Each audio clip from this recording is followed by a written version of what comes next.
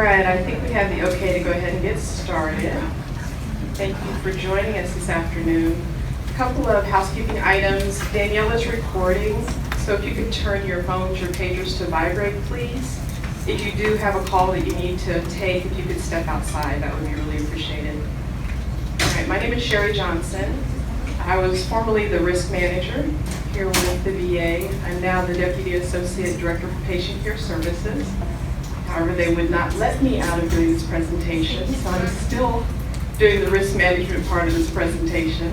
So anyhow, if you have any questions as we're speaking, please feel free to raise your hand. Would love for this to be interactive. That's really the intent. We're trying to give you all some information to help you with your practice. So today we're going to talk about three different things. We're going to talk about the Federal Tort Claims Act, or the FTCA. We're going to talk about the National Practitioner Database, which is the NPDB. I'm giving you the acronym so you'll know later when you hear those what that is. And then we're also going to talk about medical record documentation. So the Federal Tort Claims Act was actually passed back in 1946. The intent was to make anyone who had any type of grievance against the government go through a process instead of filing kind of malicious claims against the government. What the Federal Tort Claims Act does is it allows the government to be sued in federal court in front of a federal judge. And so that's in lieu of a malpractice claim or any other type of litigation that may come up. So per this Federal Tort Claims Act, everything's pretty much on the plaintiff. They have to prove that they have a case. They have to prove that the government agency was at fault. And so unfortunately, negligence is defined by the state that it occurs. So Missouri has their definition, Kansas could have their definition. So that makes it a little bit different. Even though it's considered a Federal Tort Claims Act, there still is some state governance over that. And part of that proof is that the plaintiff has to show that the injury they suffered, particularly for the VA Medical Center, the injury they suffered was caused by something that happened, a negligent act that actually happened while they were on the grounds or a patient or being cared for someone at the VA Medical Center. Through the FTCA, there are no punitive claims. It's strictly for the injury. Hey, Sherry. Yes. The C-Box want to know if there's a PowerPoint, and if you just can tell them it's on the invite. It's on the what? The invite, the calendar invite. Oh, okay. So Danielle is telling me to tell the C-Box that if you go to the invite, the PowerPoint presentation can be downloaded from the invite. Let us know if you can't find it. Okay, so under the FTCA, again, the federal torts have all jurisdiction of all tort claims, and it covers all of the employees of the federal government. So we, as employees of the VA Medical Center, being federal employees, are covered through the FTCA. So if there's something that occurs while you're working under your scope of practice as an employee of the VA Medical Center, it is covered through the FTCA. I get a lot of questions about, do I need to have external insurance? And that's certainly a personal choice, but any activity, any wrongdoing, any claim that comes through will be handled through the Federal Tort Claims Act and handled through our Office of General Counsel. So even though the Office of General Counsel doesn't represent individuals, it represents the federal government. So you will have that representation. Our attorneys are very good at meeting with staff when they're involved with one of these cases, speaking to them, giving them guidance. So we have a lot of support through the Office of General Counsel whenever there's a Federal Tort Claim Act that's filed.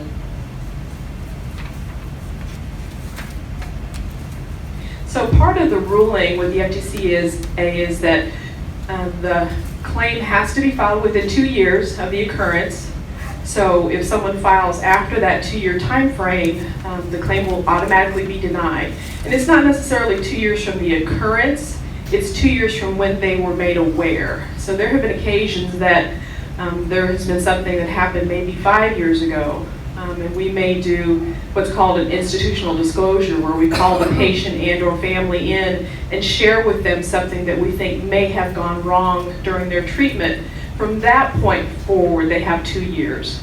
So unfortunately, even though something may have happened several years ago, if the patient or the family were unaware, they still have time to file the FTCA. Again, 2 years from the time it occurred, or 2 years from the time they're made aware of something that may have gone wrong. And then once the claim is filed, again, per the FTCA, the plaintiff or the plaintiff's family has to wait at least 6 months before they can file any type of litigation. So once they filed the paperwork, submitted the paperwork, they have to give the government 6 months to either settle, deny, or otherwise take care of that tort claim. If there hasn't been anything done within 6 months, then the plaintiff can file for litigation. However, most plaintiffs, to be honest, they usually wait to see what the federal government's going to do.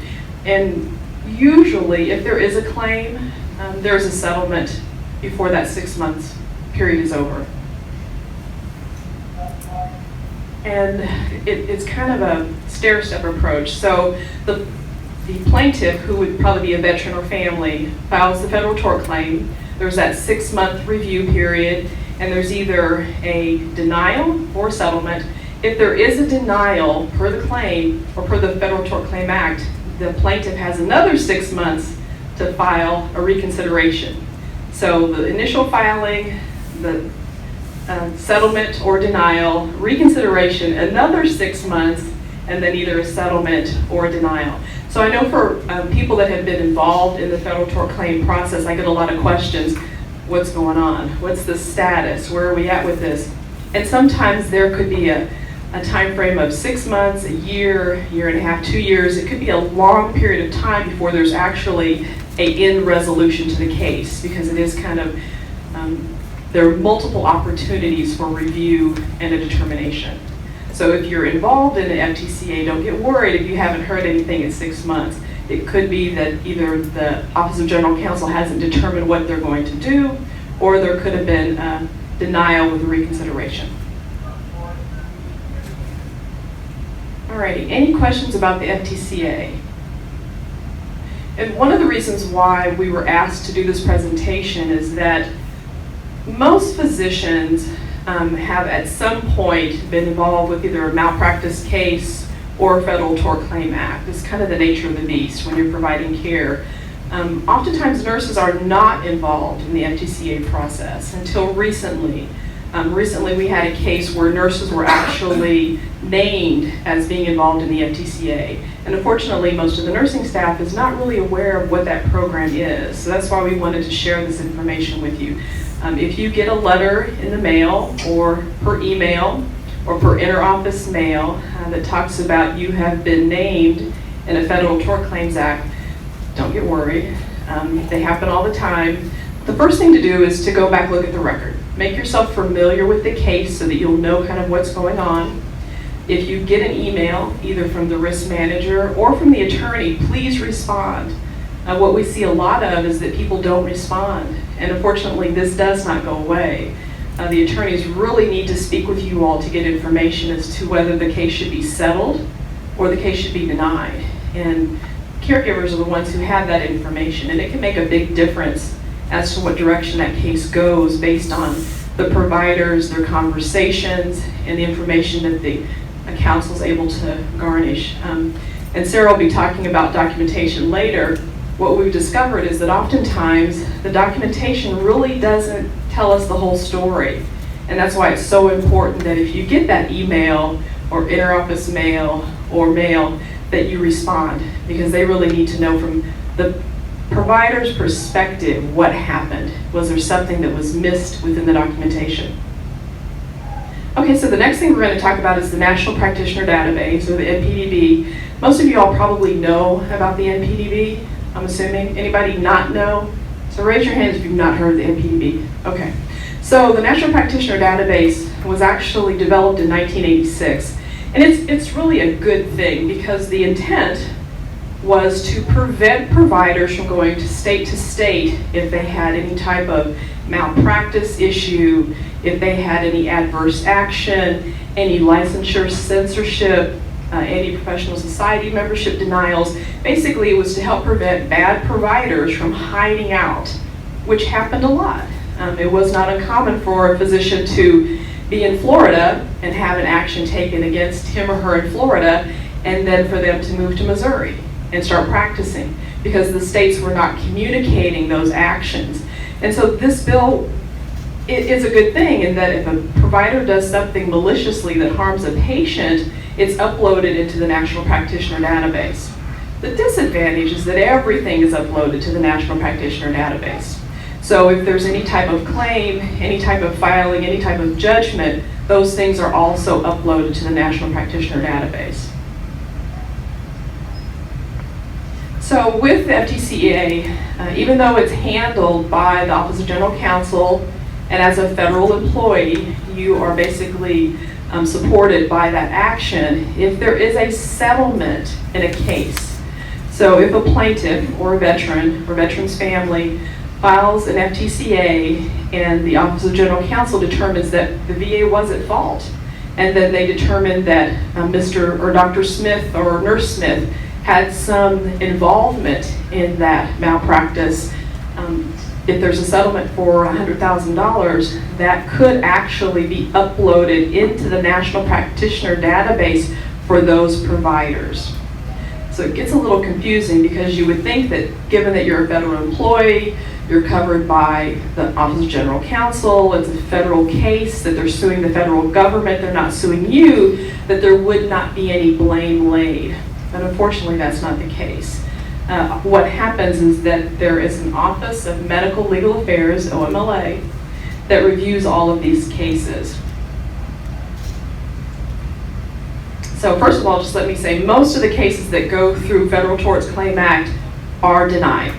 I would say probably 80% of them are denied because there are a lot of frivolous complaints, frivolous cases. While I was in my role as the risk manager, I can't tell you how many just odd cases. Someone might go out to the community provider, have an incident, and come back and file a claim against the VA. And we had no responsibility whatsoever. Or it might have been a normal occurrence. Oftentimes surgical cases, part of that informed consent is that this may happen as part of your surgery. Not uncommon for a veteran to file an FTCA based on an expected outcome of a surgical procedure. So again, about 80% of those claims are denied. The other 20% either are settled or go on to litigation. So when those cases do go to litigation, there's a whole different process, but I'll talk about that. But if they are settled, that's when the providers are at risk for being reported to the National Practitioner Database. So I kind of talked about this. And this process has actually just changed within the last few months. The process used to be that the Office of Medical Legal Affairs would send a notice once the settlement was made, and they would say, please notify this provider, and this provider that there's been a settlement and that we're going to be reviewing the care. They no longer do that. So the process is a little different now.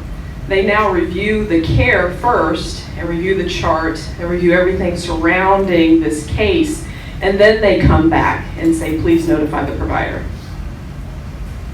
What will happen if this should occur, if you're involved in the FTCA, there's been a settlement, and the OMLA has reviewed the case and determined that you as a provider have some involvement in the outcome of that case, you'll receive a letter from the Office of QSV, from the new risk manager or from our risk manager specialist, that will basically tell you that you have a right to submit documentation to the Office of Medical Legal Affairs, that you can tell your story. As I mentioned before, oftentimes the medical record does not tell the story, and the Office of Medical Legal Affairs is only looking at the medical record.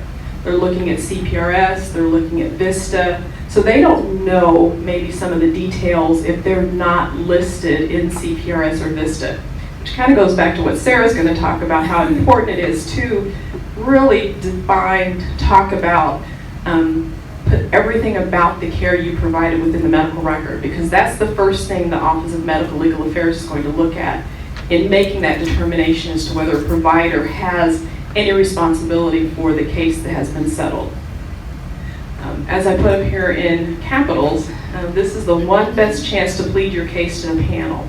So when you get that letter that lets you know that you've been named as a provider that could have some responsibility or involvement in a settlement of a federal tort claim, make sure you write that letter. Very, very important. This is your one opportunity to defend yourself, to tell that panel why, or your involvement, maybe why this happened. If there's some rationale that you have that maybe wasn't included in the medical record, this is your opportunity to do that. I've had instances where the providers were notified, they didn't write those letters, and unfortunately there was a bad outcome from that. So very important to do that. If you need help writing the letter, if you're unsure what to write, please notify the QSB staff. They will definitely help you with that. You have 60 days from the time you're notified to submit that letter. So you have plenty of time to go back in and look at the chart, make sure that you're understanding the process and making sure that you write a thorough response. I know you guys can't see this, so I apologize. This is what the notification letter would look like. It basically just tells you what the claim was, who the veteran was, what the case was settled for, the amount that it was settled for. It goes over some of the regulations that give you guidance as to how you can write your letter. So it's basically just an information letter.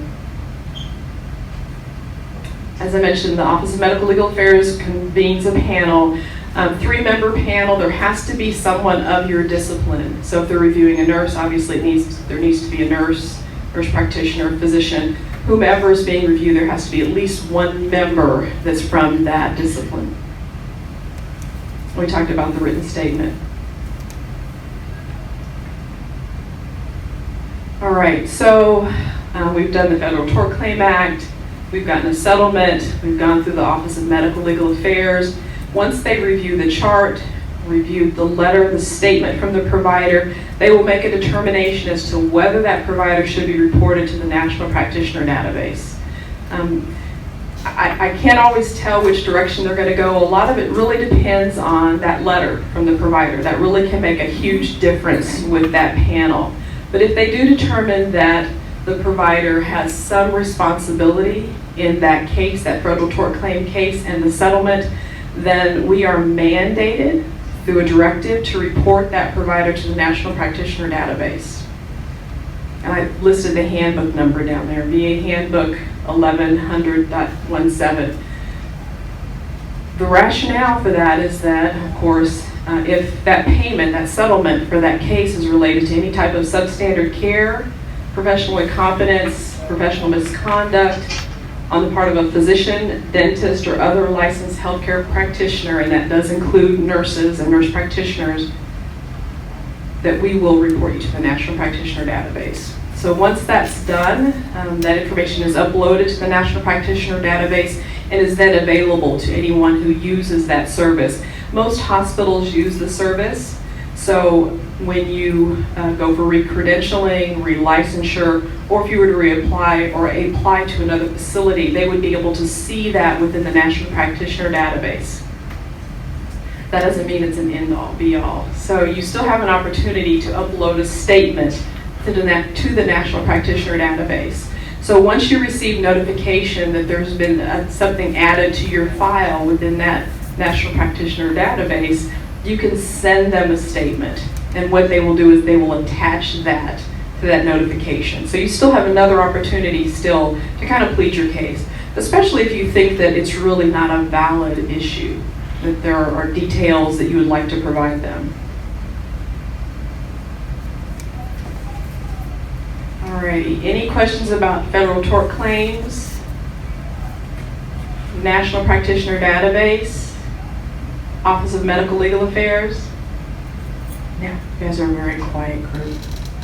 All right, so I'd like to introduce Sarah Acosta. She's one of our attorneys from the Office of General Counsel, and she works with some of these Federal Tort Claims Acts, and she's going to talk to you about some documentation. Hi, I'm Sarah Acosta. Can you hear me back there, okay? Okay. If you have any questions anytime, please just pipe up and ask them. It's a good opportunity to chat about this issue.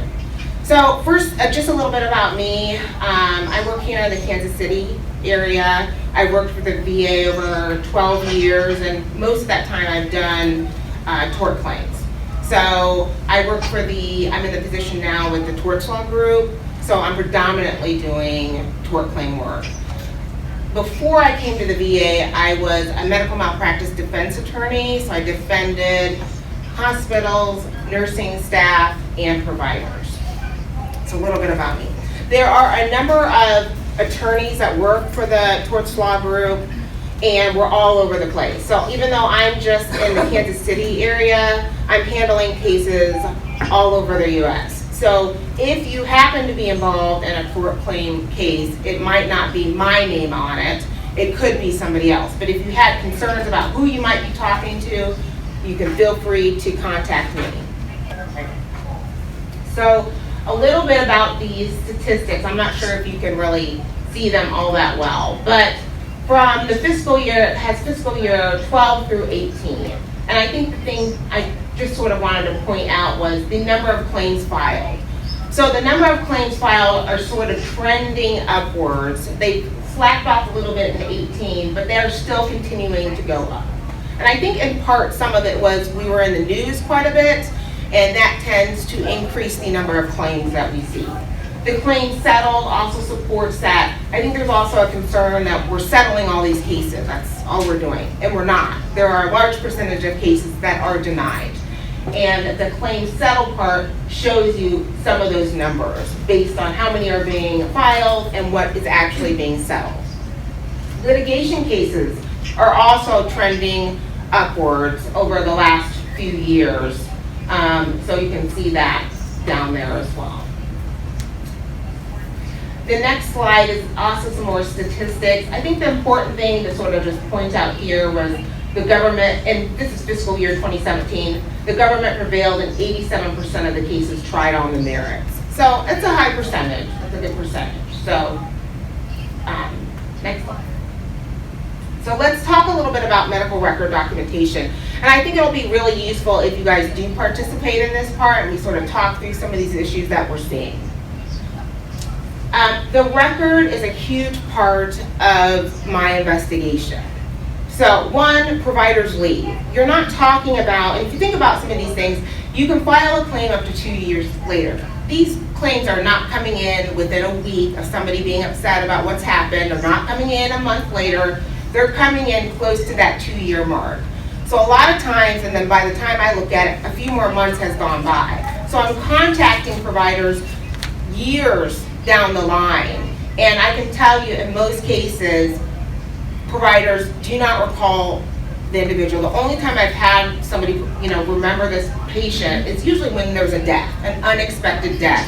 That sort of sticks with the providers, I've noted.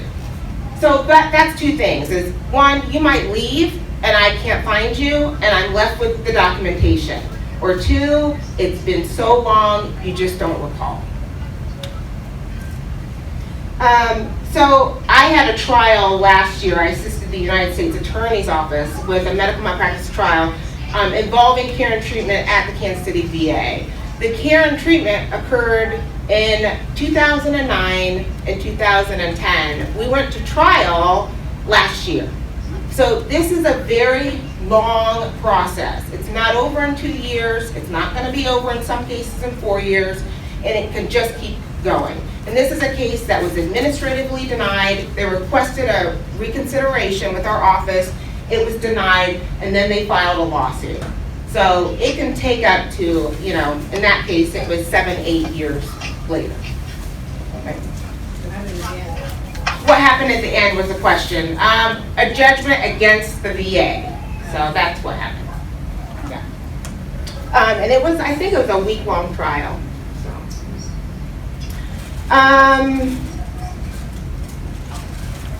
The abbreviation. So there's a last bullet point on this slide about abbreviations, and it talks about not straying from the standard abbreviations. This is what happens in these claims, is I'm requesting an expert to look at it, and an expert being somebody in the same field that's at issue in the case. And it's somebody, another provider, not out of this VISN. So it's a different VISN staff who's going to look at this. look at the medical records, and provide me with a written statement of whether there is a deviation in the standard of care. They're looking, they're not requesting input from the provider, they're just looking at the medical record. So when abbreviations don't make sense, they're questionable, it calls into question the credibility and the knowledge of that provider. So I've seen that happen where somebody said, I don't know what any of these abbreviations are talking about. And it sort of just leads or walks down this path of, does the provider know what's happening and what's going on? Okay? Questions about that? So good documentation is a must. During these tort claim investigations, typically you're going to have somebody, staff attorney or a paralegal, call you and ask you questions.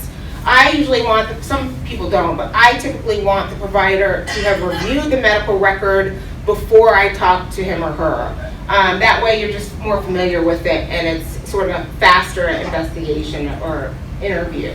That is the time, if it's just you and I on the phone or you and I in the room, we have what's called, if you're a VA employee, attorney-client privilege, meaning whatever you tell me during that conversation is not going to be spread out to anybody else or told to anybody else. If somebody asked you about that conversation that you and I had, you do not tell them.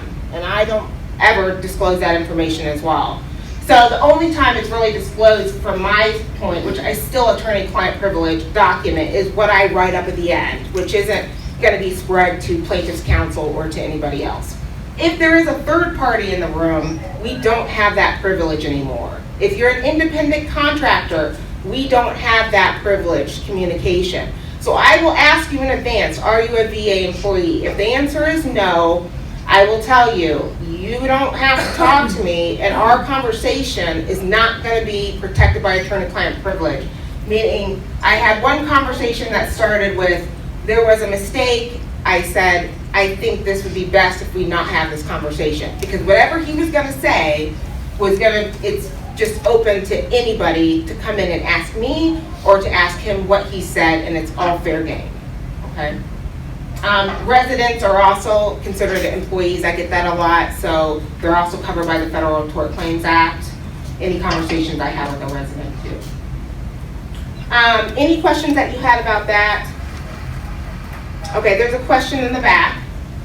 What about students, not residents, but students that are not graduated, that are without compensation? Okay. Yes, without compensation, employees are covered. They're considered VA employees. I had a case like that. So I want their appointment letter. And not only that, the U.S. Attorney's Office wants that appointment letter, and there should be one. So in the case I had, the U.S. Attorney's Office was going to take the position this person was not an employee without that appointment letter. The VA could not provide it. So I hounded the VA, and I finally just went to the director and said, listen, this is what the deal is. And in 30 minutes, I had that appointment letter. So, but I'm just trying to stress the importance of not doing things off the book without a letter or something. There's got to be a letter that's appointing them without compensation. Okay. Also, if you are ever served with a document, okay, somebody comes up and says, here, you're served with a document, you open it, it's regarding your VA duties, I suggest you contact risk management or my office immediately. The clock is ticking. So I've been contacted 3 weeks later saying, oh, by the way, I got this sort of interesting document. I wasn't really sure. It says I should respond in 21 days. So I would just encourage everybody, if you do get that, to contact us and give it to me immediately so I can see what it is. We have a time limit to respond. I usually have to get the U.S. Attorney's Office involved, and you never want a deadline to pass you just don't want it to pass. Okay, there are just ramifications that will occur. Okay, so medical record documentation. There are 7 things listed here. Be accurate, be thorough, avoid editorializing, be smart about cutting and pasting, good informed consent. If there is a plan of care, articulate it, document patient education. I would also add to that timeliness of entering notes, because that has been an issue. So one thing I wanted to talk about with respect to being accurate It was just a claim that I had where it had to do with the surgery. I pulled the operative note. I sent all the records to the expert. I interviewed, so I started my interview with the provider, the attending, who says, oh, by the way, the operative note is completely inaccurate. Everything about it. And I don't have medical background, so I had just looked at it and passed it on. Well, what's wrong with it? Essentially everything.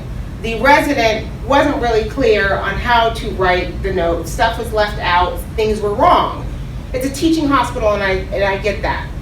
The problem was there was no accurate operative note. So I was stuck, and this is 3 years down the line. So I was stuck with this operative note that is completely wrong. So my expert comes back and says, essentially, yeah, there's a deviation in the standard of care. This operative note doesn't make any sense, and it's wrong. I had the attending even write me an operative note that she would have done, so I could send that along.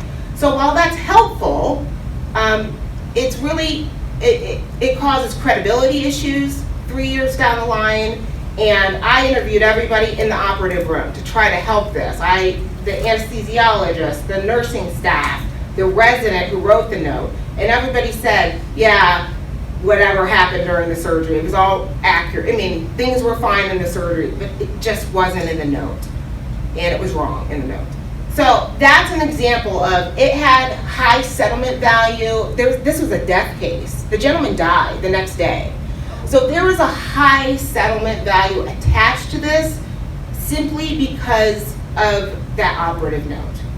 So, I mean, I would just encourage, if there is something wrong with a note, to try to somehow make that change as soon as you can. I don't know if you need to add an additional note, if you can do an addendum, and I think there was an issue in that case. The resident had signed it, so the attending couldn't change it, or there was something about that. So, but my point was, something needed to be written somewhere that this op note was inaccurate and exactly what happened.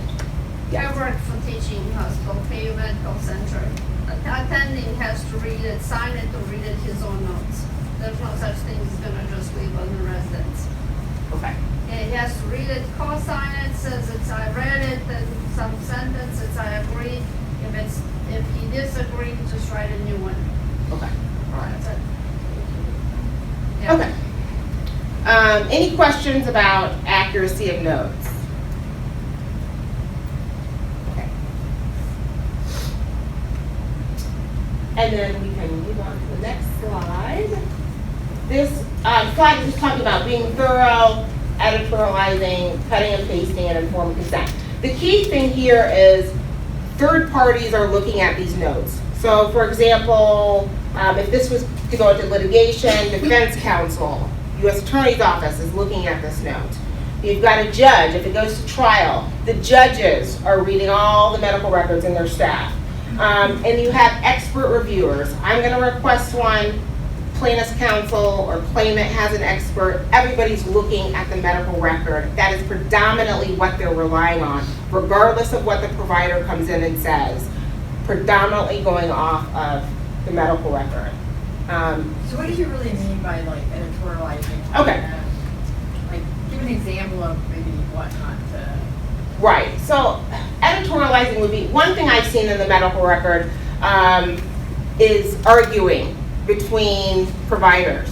So one provider's written something, and then all of a sudden they've copied, several people into the note, and then the next thing I know, there's an addendum that's responding to this provider, and it's not about like facts. It's just sort of an argument as to what's going on here, and that's an example. And then we've got some other examples of editorializing too. It's adding any information that's not relevant to the care and treatment. So like if you're saying this person, and this is an example, has filed a tort claim, it doesn't need to be in the record. I've seen that. Can you say that again, please? Yeah. You do not need to write in the medical record that this patient has filed a tort claim. It does not matter. The care and treatment does not depend whether or not this person has filed a tort claim. And it looks, and this is the thing, you don't want to have to explain why you wrote that later on down the line, because you will have to explain it to somebody as to why that comment is in there. Okay? Any other questions about we're gonna have some other examples, but any questions about cutting and pasting and informed consent? All right. So this slide talks about, remember, it's filed against the VA, so criticisms of other providers don't need to be in here. I had a claim where one provider noted in the medical record, specifically by name, another provider who, and I quote, deviated in the standard of care, and then listed 1 through 7 the ways that that provider deviated from the standard of care, okay? So again, I mean, you would think that this does not need to be talked about and said, but that there's no place for that in the medical record. It's not helpful to the care and treatment of this person. It didn't need to be in the record. So there were problems with the case anyway, but that is not, I can't defend, that's not defensible. So again, talking about editorials out of the medical record, and I don't know if you can read that. It says, don't do this. I asked my RN to call him today to go over some instructions with patient, but she did not want to since patient was coming in today. So I had to spend a great deal of time going over instructions with patient. It's unfortunate the patient was left to go this far without proper care in the past. He continues to drink. He states he only drinks 5 or 6 beers per day. However, he more than likely drinks more than that amount just based on gut feeling. Otherwise, he has nothing acute going on today, but a lot of chronic issues that have not been dealt with appropriately by the prior provider. So I mean, I hear some laughter, but these are things, I mean, this is an example. I mean, this is a record that was in somebody's record. So what are some of the things here that we don't need? Well, like a lot. The whole gut feeling thing should be. Yeah, the whole gut feeling thing, we don't need that. So if you got a bad gut feeling about reading this there, you probably should. Right. The part about maybe appropriately by the prior provider doesn't need to be there. You can get to that. If there's something you want to do differently in your plan of care, you can, list all that in the plan of care, but those sorts of comments Those are digging. isn't needed. And also, I mean, about the RN not going over the instructions or not being told, I think that's also something that can be dealt with outside of the medical record of please do what you're supposed to do. Okay. All right. Next. Oh, okay, so cutting and pasting. We're gonna, so let's go to the next slide. We'll sort of talk about. So there's an example here, and I don't know if you can switch to the next one, but so there's one that's dated January and another one that's dated February, and I know some of you don't have them in front of you, but there's essentially, it's the same note from like 1 month different. And it even says he or she gained 3 pounds. I don't know, maybe the person did gain 3 pounds. Yeah, can you flip it back? It's the same note. It's the same, nothing has changed except for the date of the note. So the weight gain is at 0. Yeah, so maybe the weight gain, that's what sort of, the weight, maybe the weight's the same, I don't know. But the gaining 3 pounds is probably didn't happen the next time. Yeah. It's just showing a sort of a sloppiness, and maybe a lack of attention to detail. And the problem is that the case is already a claim at this point. So somebody else who's looking at this record, plaintiff expert, is looking for problems with the case. They've already identified a problem. And so this is just sort of adding on to what they've already identified as perhaps there's some sloppiness, some overlooking here, not paying attention to detail. And this is hard to explain, quite frankly, when it's the same note, side by side. Yeah, the vital signs are the same, blood pressure, I doubt it's the same from 1 month to the next month. Okay. Well, it could that there's a weight gain of 3 on both notes, when they were actually with a weight gain of 0 on one of them. Should have been on one. Yeah, I mean, it's the exact same thing. It's just a copy paste. That's all it is. Copy and paste. If you read the details, it literally is the exact But you see same. that, unfortunately, in a lot of the notes here. Yeah. Yeah. Okay. So, and also, I mean, not only from a legal standpoint, but from also a continuous care standpoint, that's problematic. So I'm looking at it from a legal standpoint, but I mean, there are also other problems with it in terms of, providing medical care. So there was the answer. The notes are 1 month apart, exactly the same amount of weight gain, same vital signs, etc. Okay.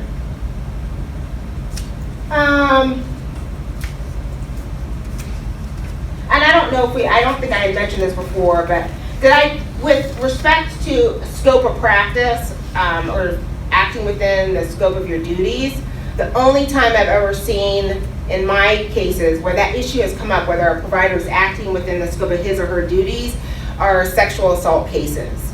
Sexual assault, rape is not considered within the scope of one's duties. It will never be. So in those cases, I still investigate them, and I'll take a stance, whether I think something happened or whether I think something didn't happen. But those are usually the cases where the VA is taking the position, if it proceeds forward, that is not within the scope of one's duties, and that provider will not be protected by the Federal Tort Claims Act. That's the only time I've ever really seen that issue come up. So I did want to just put that out there. Any questions about the scope of practice? Other than that, or scope of duty, I've never had that issue come up. I just wanted to make sure I had said that. Okay, so this is the sample I was talking about, where, again, I'll just read it in case in the back you can't see it. Patient filed tort claim for delay of treatment, had surgery February 2015, and claiming hip problems due to his back. That had avascular necrosis seen on MRI in 2009 when I first saw him. Again, the tort claim piece doesn't need to be in there at all. It doesn't matter that the person has filed a tort claim, and it just really does lead to questions from counsel down the line as to why that's in the medical record. Here's another sample. No need there's no need to comment on the fact that it was a tort claim, and it's sort of passive aggressive. So consent for surgery. The procedure has been explained in terms understandable to patient John Doe to include the nature of the procedure to be performed and the risks involved. Now, I think that consent forms have changed where it's listed, the risks and the benefits are usually in the consent. But I've had this where it's just this sentence where it just says, the risks have been discussed. What's the problem with this? The specific complication. Yeah, it doesn't list a specific complication, and that whatever that specific complication is that is not on the consent is the one that is going to be addressed in the tort claim. Okay, whatever it is, that's the one that's going to be in the tort claim. So now I think the consents are much better. The ones that I have pulled have been the standard where it's fill-ins. Essentially, I think it's just automatic. Maybe it just lists all these, whatever the surgery is or procedure is, and there are all these risks that are attached.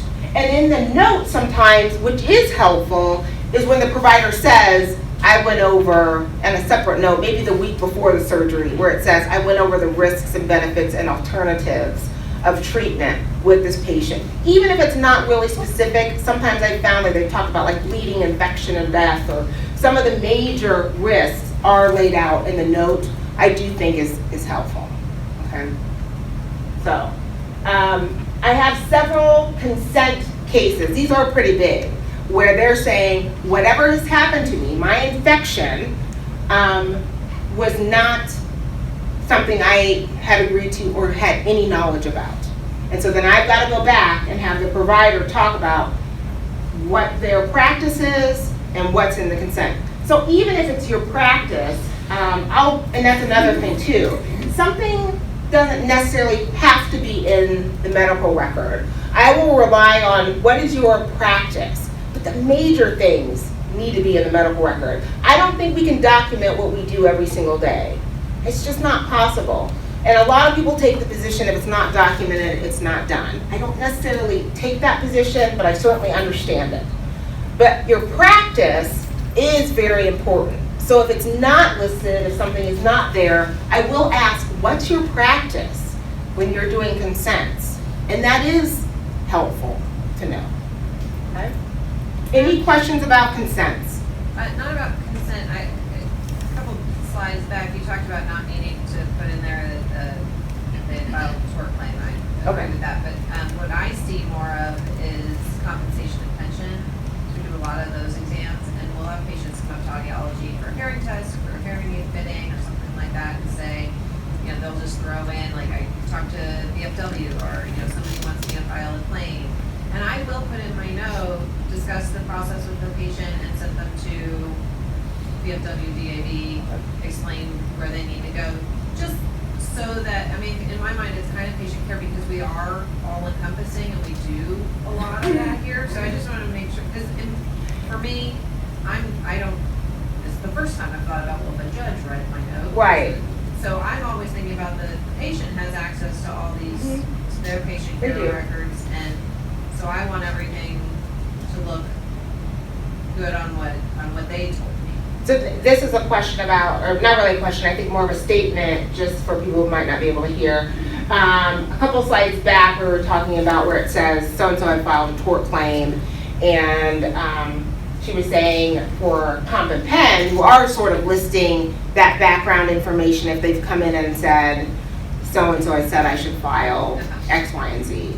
I'm just making So- sure that that's appropriate, yeah, not something that's on the list of please don't do that. It's appropriate. Yeah, I mean, yeah, what were you saying, we're gonna pipe in? It's appropriate because it's relevant. We were just talking about something that's not relevant to the patient's care, and so that is relevant, because if, say that you left the VA the next day, I'm not wishing that on you by any means, but if someone were to read your note to find out what the plan of care was or what the next step was, that would be relevant to that patient's care. Or if they called the call center and, hey, where was I supposed to go? I spoke to this provider. 100% appropriate. The thing that's not appropriate, obviously, is to list litigation, tort claim, because that has nothing to do with the patient care, because you're still going to provide the exact same care for that patient, whether they filed a tort claim, filed litigation, anything else. Okay. So yeah, very appropriate. Any other questions so far?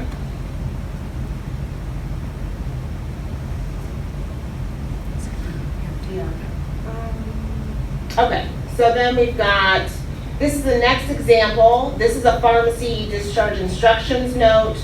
A pharmacy discharge instructions note is entered by clinical pharmacist number 1.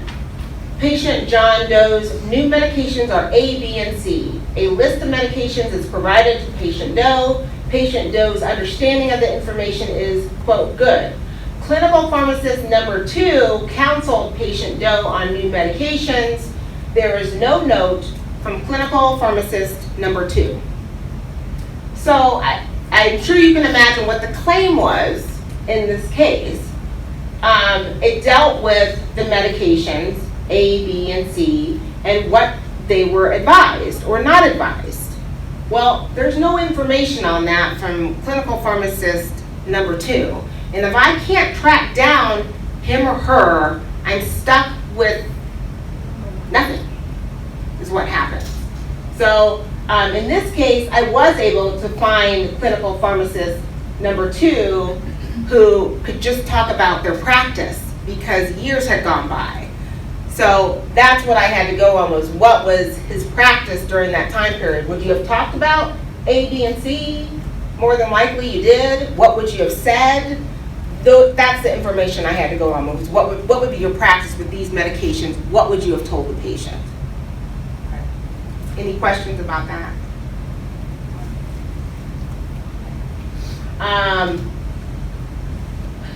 Number 4. Yeah. New order at change of AM/PM shift for another random urine CNS via straight cath. Patient refused straight cath. Dr. Jane Doe and Dr. John Doe paged prior to 1630 with no return call. Paged Aqua Team 3 times between 1700 and 1730 with no return call. Paged evening Aqua Team and informed on call Dr. informed on-call doctor that patient refused straight cath and also the following information, and then that information is provided. What are your thoughts on this note? Appropriate, not appropriate?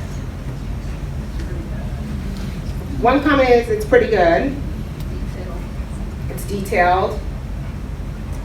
Anybody disagree or have other If comments? this was an order to do administrative. Okay, Yeah.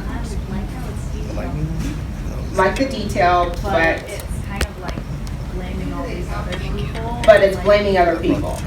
Okay. Yeah, it throws the providers under the bus. Okay. Not following up with the patients, or returning calls in a timely manner. So that other comment was throwing the providers under the bus for I think maybe not something is, responding. it's not just a provider, but organizational problem. An organizational Yeah, problem. there's no answer from Okay. these people, so. Yeah. And what is the order? So, Well, yeah, I mean, that's everywhere. Patient abuse, straight cath, Yeah. patient has a midstream. So what do you do though? If you are, let's say, nursing staff, let's say it's nursing staff, what are you supposed to do though? When, maybe you have done this, you've paged, there's no response. Do you just not document that? Is there another way to document it? Don't you think you should document? Yeah, I do think it should be documented. I actually don't have a problem with Yeah, this I'm note. like thinking, I'm not, I'm I not don't think you're throwing them sure. under the bus, you're just telling it the reality of the way it is. And I'm not sure how else you get that information across. I mean, what's a better way, and maybe there is a better way, and what's a better way to get the information across that somebody was paged? Because if you think this through, we're talking years down the line, you gotta come back and you're gonna be asked about what was done with this person, patient. And there's a comment in the back.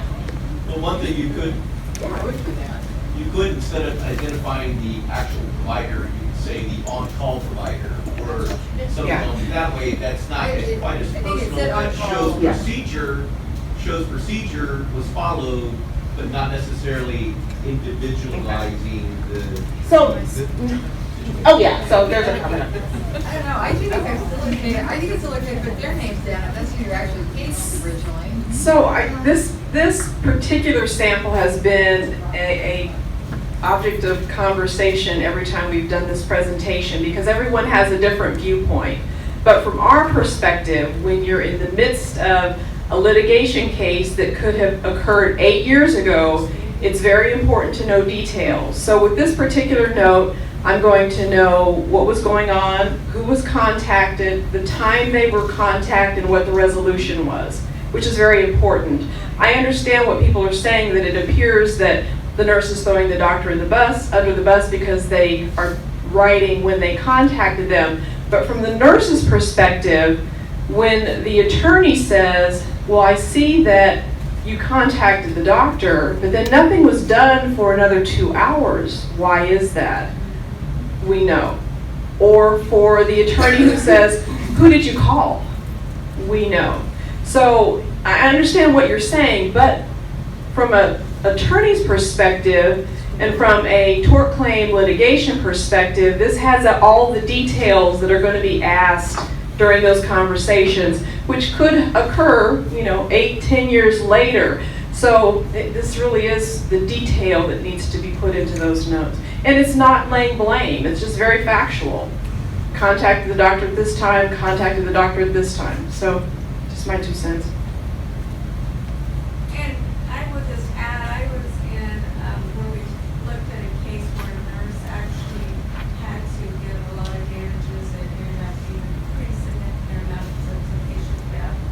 And the surgeon also was part of that, but the nurse, in this case, when you look at her documentation, she did write and put detail that she tried to contact the surgeon. It actually, the patient had a hematoma that was bleeding out on the night shift. She wrote her times when she called the surgeon. He wasn't responding, no orders. She did all that, but she still had the lawsuit and had to pay damages because she didn't elevate it to the next.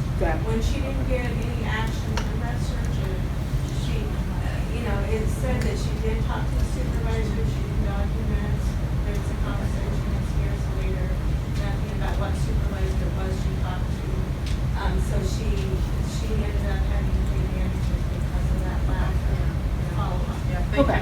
Yeah, and there was a comment about follow-up for the CBOC, about a nurse who had documented the calls that she was making and still ended up having a case and having to pay damages because the argument was that she didn't elevate it up to the proper authorities or elevate it higher since there was no response. Next slide. So example number 5. Patient is on enough narcotics to knock down 2 horses. Appropriate, not appropriate, do we really need to address that? But yet it was in the medical record. So again, I think, it talks about just showing provider frustration, and I think that is best to be left out of the medical record. So any questions about documentation that you're seeing or concerns? One of the things I've seen is when they use, I call it dragon voice. I mean, one of those things. Oh, so, dragon? Yeah, the dictation, yeah. Oh, dictation? Yeah. Okay. Where they Yeah. voice. Yeah. Voice Right. recognition. Okay. Voice Yeah. recognition. Some of those notes are so awful, you don't really know. I mean, like the wrong words are in there. Well, is somebody, so the issue is about how maybe dragon speak or voice recognition, the outcome or the notes that are written are maybe not the greatest or you can't understand. I mean, is there some sort of oversight? Or should somebody The provider should still read that. Okay, voice sign. so the provider still needs to read it, I mean, Yeah. and hopefully make those appropriate changes. Any other questions or comments? On those notes, sometimes I see them say that, there might be typos Yeah. and human error, but why didn't they go back and change it? But Okay. but some of them are just so outrageous. I mean, it's like, oh my gosh. So somebody isn't reviewing them. I mean, I think that's just a problem of whoever is supposed to review that note still needs to do that Right. and take a look at it and make any changes to that note. Other issues that you're seeing, or do you have questions about the Tort Claims Act or anything related, any topic we've gone over? I have a question about the slide that was in question about, the nurse that was documenting how many times she notified the provider.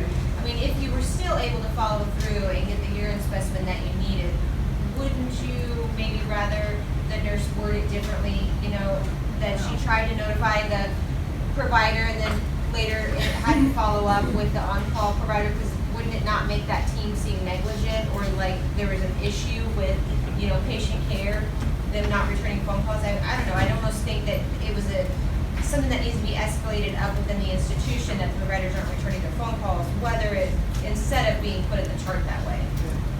Did you were passionate about this. Did you have a comment? Yeah, that's what I was gonna say. Well, and I agree. I think that if there's a problem with physicians or providers not returning phone calls, that needs to be escalated up based on the escalation policy, but also shared with leadership so that it's addressed. But again, as long as it's factual, I mean, they're not kind of laying blame. They're not saying that they should have called back, that they waited a long time. They're just putting dates, just putting times. So as far as capturing that information within the medical record, I think it's appropriate. Because all of those other things would occur outside of the medical record. It would not be searchable later if this case were to go to litigation or become an FTCA. All of those things would be outside, and more than likely it would be like a peer review or a quality review, which those are non-discoverable. So then we're kind of opening up a whole new bag of worms if we're looking at that to kind of defend why the actions were taken. So, I don't know, I still think, and again, everybody has a different opinion on this, but I think just from my perspective and what I've seen, this kind of covers the bases, but I understand what you're saying.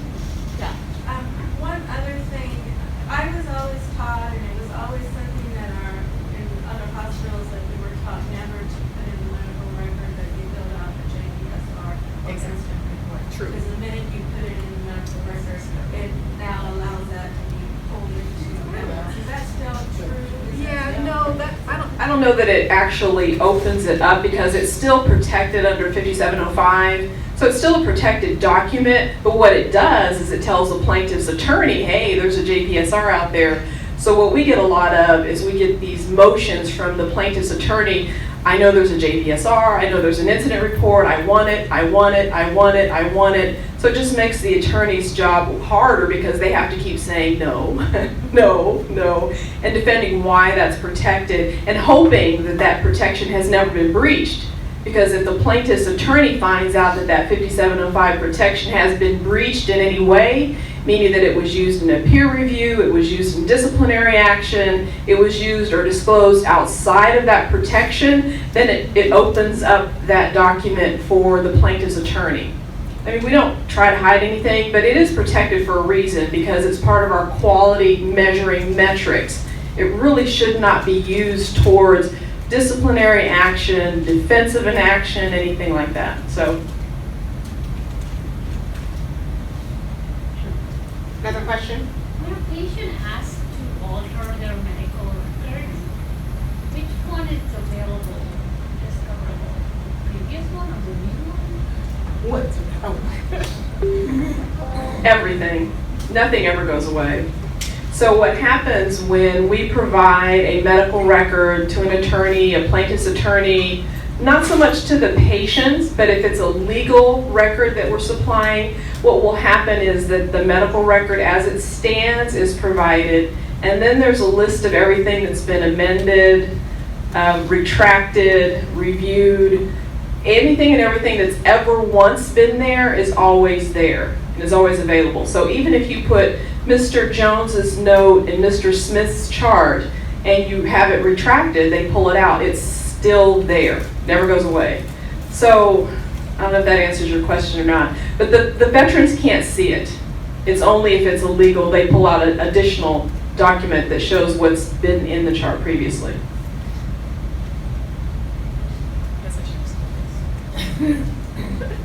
Were there any other questions? Anything else we can help you with?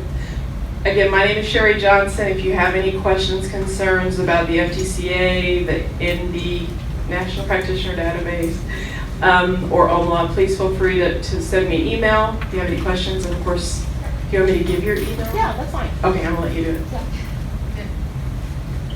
You can reach me at Sarah, sarah.acosta, ACOSTA @va.gov. Thank you very much.